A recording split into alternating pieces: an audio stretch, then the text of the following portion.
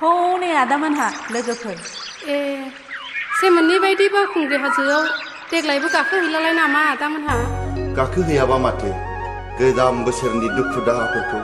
ज्राब बावगारजोबनानै गोदान बोसोरनि गोदान मिजिङै गोथार गोसोजों बै बावखुंग्रिनि हाजो थिखिनियाव गाखोनानै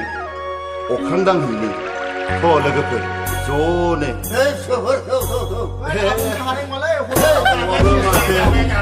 फैदो आबौ फै बोसोरनि गिबि बैसागु बोथोर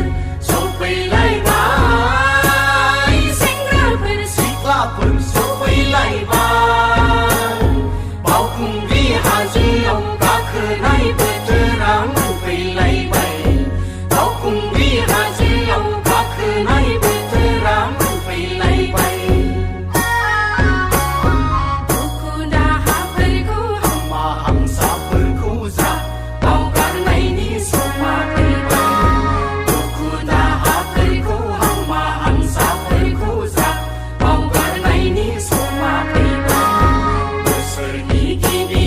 बैसागु बोथोर सफैलायबाय सेंग्राफोर सिख्लाफोर सफैलायबाय बावखुंग्रि हाजोआव गाखोनाय